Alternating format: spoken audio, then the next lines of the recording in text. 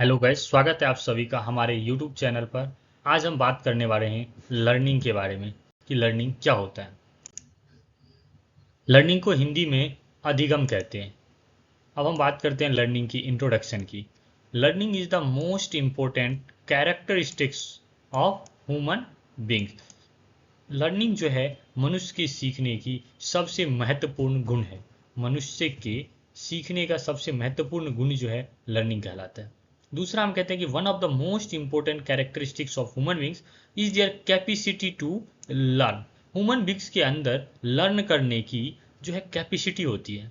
तीसरा हम बात करते हैं एन इंडिविजुअल स्टार्ट, इंडिविजुअल मतलब व्यक्ति स्टार्ट लर्निंग, लर्निंग स्टार्ट कर देता है इमीडिएटली, तुरंत आफ्टर हिज बर्थ। जो इंडिविजुअल जो व्यक्ति है वो लर्निंग करना स्टार्ट कर देता है जन्म के तुरंत बाद से। अब हम बात करते हैं डेफिनेशंस ऑफ लर्निंग।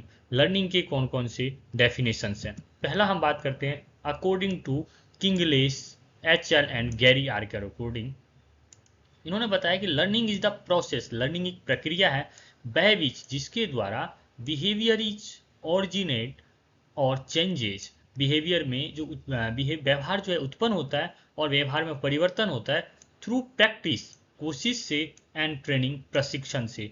कोशिश से और प्रशिक्षण से जो व्यवहार में जो परिवर्तन होता है उसे हम लर्निंग कहते हैं।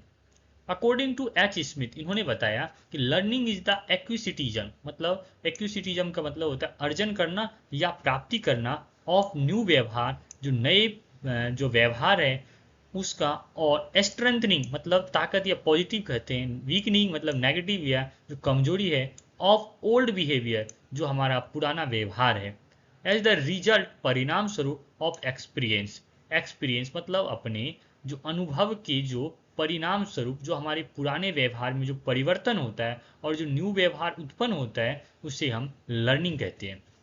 अब हम बात करते हैं तीसरा डेफिनेशन की। According to J F Travers, इन्होंने क्या बताया कि learning is the process, learning क्या है, एक प्रक्रिया है, डेट रिजल्ट जिसका परिणाम, इन द मॉडिफिकेशन मतलब परिवर्तन होना, और बिहेवियर व्यवहार में परिवर्तन होना, परिणाम, इसके जो परिणाम स्वरूप जो है लर्निंग उत्पन्न होता है। मतलब learning is the process, learning एक प्रक्रिया है, डेट रिजल्ट परिणाम स्वरूप, ऑफ मॉडिफिकेशन मतलब व्यवहार में जो परिवर्तन होता है उसकी जो प्रक्रिया है उसे हम क्या कहते हैं, लर्निंग कहते हैं।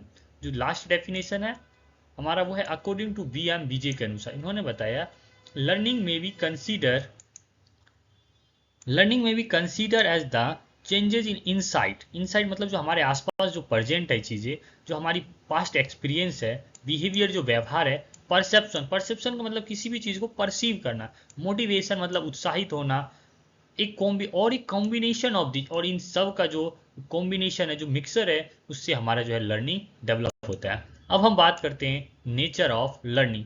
जो हमारा सबसे पहला नेचर है वो ये है कि learning is the psychological process note A product. Learning जो है एक प्रोसेस है, मतलब निरंतर चलने वाला एक प्रक्रिया है, ना कि कोई प्रोडक्ट, मतलब बना बनाया ऐसा एक वस्तु नहीं है, एक चीज नहीं है, बल्कि ये क्या एक साइकोलॉजिकल प्रोसेस है। इसको मैं आप लोगों को एक एग्जांपल देकर समझाता हूँ। एक 13 साल का बच्चा है, इसका जो नाम है एक्स है, इसका बेस्ट फ्रेंड है जिसका नाम वाई है। मतलब एक्स नाम का एक बच्चा है जिसका बेस्ट फ्रेंड का नाम वाई है। इन दोनों के बीच दोस्ती होता है, लेकिन वाई जो है सेल्फिश नेचर का होता है। वाई का व्यवहार जो होती है वो सेल्फिश नेचर का होता है। इन दोनों के बीच जो वो सेल्फिश नेचर का होता है। वाई जो है एक्स के लिए सब कुछ करता है और एक्स वाई के लिए सब कुछ करता है, लेकिन वाई का नेचर सेल्फिश है, तो वो कभी कभी वाई के साथ धोखा कर देता है। एक दिन वाई ने एक्स को धोखा दे दिया। धोखा देने का मतलब है कि उसके साथ चीटिंग कर दी और इसके साथ अपना रिलेशन जो था उसको उसने तोड़ दी। फिर अब कोई भी यदि एक्स के साथ फ्रेंडशिप करता था तो एक्स उससे बुरा व्यवहार करता था, क्योंकि उसको ऐसे लगने लगा कि सभी दोस्त जो हैं वो बुरे होते हैं। लेकिन एक दिन उसके क्लास में ही एक और स्टूडेंट का एडमिशन हुआ जिसका नाम था वाई। वो नया स्टूडेंट था, उसका कोई दोस्त नहीं था, तो वो एक्स के साथ दोस्ती करने लग गया। वो दोस्ती करने का बहुत कोशिश करता लेकिन दोस्ती नहीं होती। लेकिन एक दिन दोनों के बीच दोस्ती हो गई।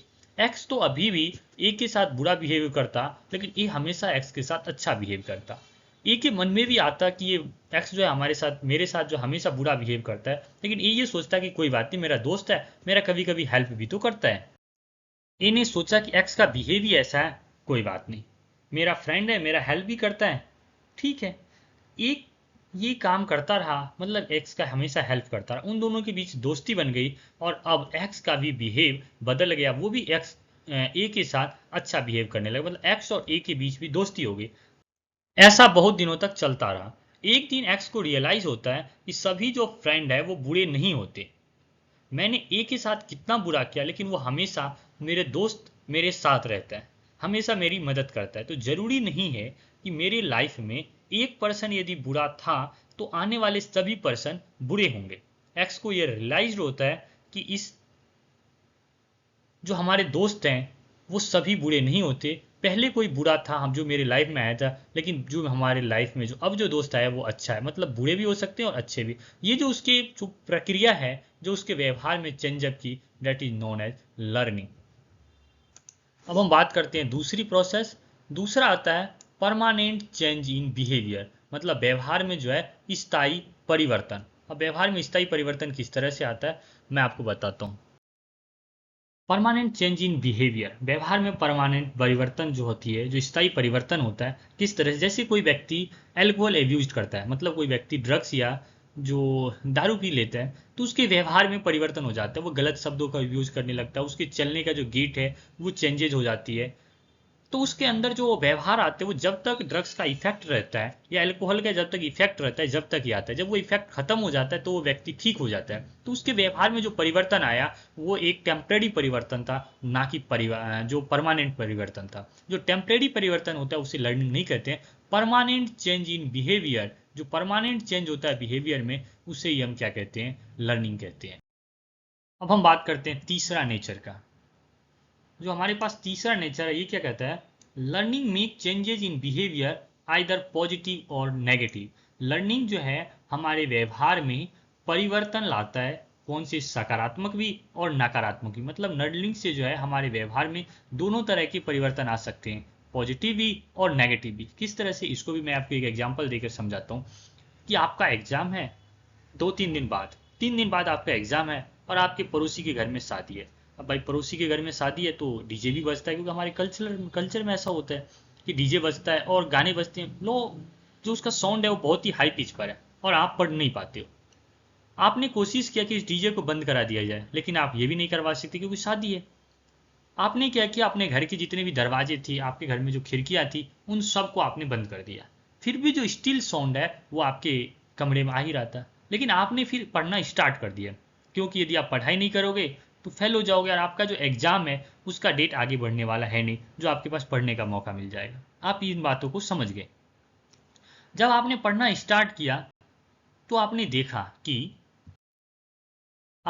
कि जो सॉन्ग तो है आता ही रहेगा, लेकिन मुझे थोड़ा थोड़ा याद भी होने लग गया। तो आप उस एनवायरनमेंट में चेंज हो गए और आपने अपने व्यवहार में परिवर्तन ले आए, that is known as positive, क्योंकि एग्जाम का डेट बढ़ने वाला नहीं है और आपके जो पक्ष में हुआ, मतलब आपके जो साइड में हुआ, दैट इज पॉजिटिव। इधर नेगेटिव भी हो सकता है, लेकिन आपकी जो आपने इस समय जो चेंजेस किया पॉजिटिव है। मतलब लर्निंग जो है हमारे व्यवहार में स्थायी परिवर्तन भी ला सकता है और मतलब सकारात्मक परिवर्तन भी ला सकता है और नकारात्मक परिवर्तन भी ला सकता है। चौथा पॉइंट कहता है हमें, इट इन्वॉल्व्स ऑल एक्सपीरियंस, हमारा जो संपूर्ण जो अनुभव है, फ्रॉम बर्थ टू डेथ, जन्म से लेकर मृत्यु तक का, दैट प्रोड्यूस, मतलब उत्पन्न करता है या चेंज करता है, इन बिहेवियर, हमारे व्यवहार में। हमारे व्यवहार में जो है जन्म से लेकर मृत्यु तक जो है हमारे अनुभव, वो हमारे व्यवहार को परिवर्तन करता है, उसे हम लर्निंग कहते हैं। पांचवा पॉइंट है, learning prepare an individual, prepare मतलब लर्निंग तैयार करता है व्यक्ति को फॉर एडजस्टमेंट। एडजस्टमेंट का मतलब होता है किसी भी जगह एडजस्ट होना, कैसे भी एनवायरनमेंट में अपने आप को एडजस्ट कर लेना, एंड एडेप्टेशन, और उस एनवायरनमेंट में सबके साथ मिल जाना, that is known as learning.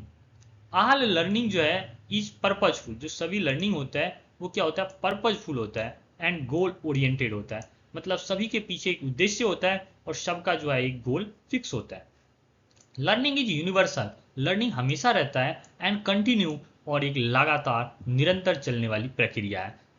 Death से लेकर मतलब जन्म से लेकर मृत्यु तक, बर्थ से लेकर डेथ तक का। Learning help in proper growth, learning जो है मदद करता है व्यक्ति की ग्रोथ में एंड डेवलपमेंट में, दोनों में जो है लर्निंग हेल्प करता है।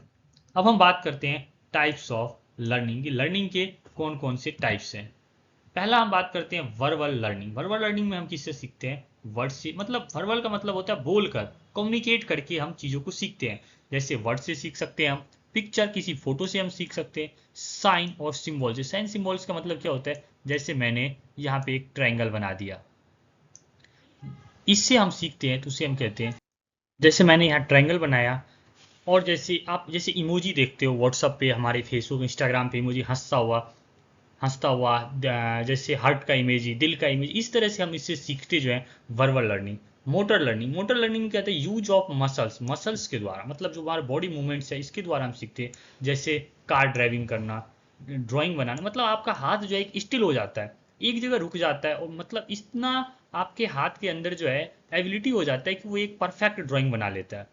मसल्स में इतनी मजबूती आती है, मजबूती मतलब इतना जो है मसल्स कंट्रोल हो जाता है आपके कंट्रोल में, that is known as motor learning. तीसरा हमारा जो लर्निंग है वो है problem solving learning. Problem solving learning किससे होती है, थिंकिंग से होती है, हमारे सोचने से, रीजनिंग से होती है, इमेजिनेशन, हमारी कल्पना करने से जो लर्निंग डेवलप होती है उसे हम प्रॉब्लम सॉल्विंग लर्निंग कहते हैं।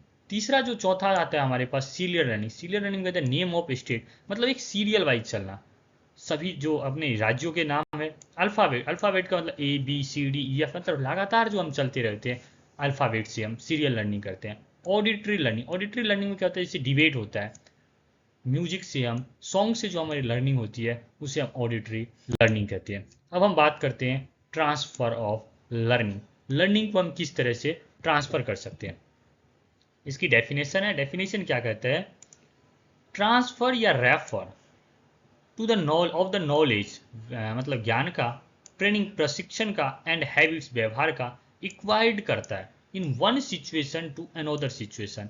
मतलब जो हमारी ज्ञान है, जो हमारी प्रशिक्षण है, और जो हमारी आदत है, वो एक्वायर्ड करता है वन सिचुएशन, एक सिचुएशन से अनदर सिचुएशन में, जो रेफर होता है उसे हम क्या कहते हैं, ट्रांसफर ऑफ लर्निंग। अब हम बात करते हैं ट्रांसफर ऑफ लर्निंग के कितने प्रकार हैं या किस तरह से हम करते हैं। जो हमारा है तीन तरह से, पहला कौन सा है, पॉजिटिव ट्रांसफर, दूसरा है नेगेटिव ट्रांसफर, और तीसरा है जीरो ट्रांसफर। अब हम एक एक करके बात करेंगे।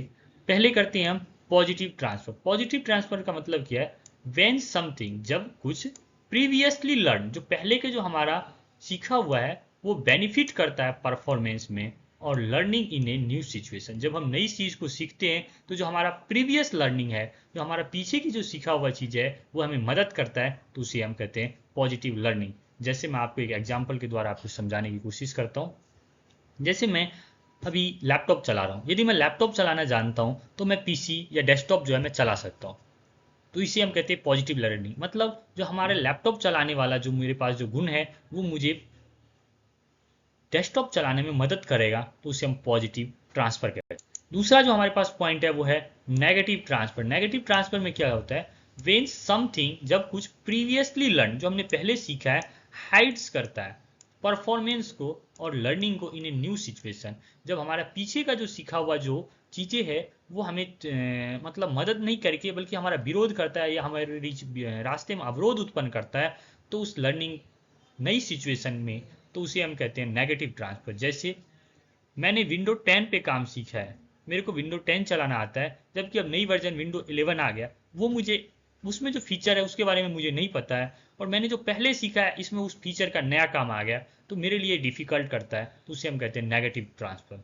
तीसरा आती है जीरो लर्निंग। जीरो लर्निंग किस तरह से होती है, previous learning makes no differences at all of the performance of learning in new situation. मतलब जो पहले का जो सीखा हुआ है मैक्स बनाता है नो डिफरेंस, कोई भी जो परिवर्तन या कोई भी जो अवरोध नहीं करता है, ना ही हेल्प करता है, eight all of the performance, सभी जो हमें परफॉर्मेंस में और लर्निंग में इन द न्यू सिचुएशन, नई सिचुएशन में, उसे हम कहते हैं जीरो लर्निंग। जैसे मेरे को खाना बनाना आता है और मुझे कार सीखना है, तो खाना बनाने के जो मेरे पास कला है वो मुझे कार चलाने में मदद नहीं करता, या फिर मुझे जो कार चलाना आता है लेकिन मुझे गेमिंग सीखना है, तो वो मेरे को एक दूसरे में आपस में मदद नहीं करते हैं, ना ही अवरोध उत्पन्न करते हैं, उसे हम कहते हैं जीरो लर्निंग। थैंक यू, आप सभी लोगों को समझ में आया होगा।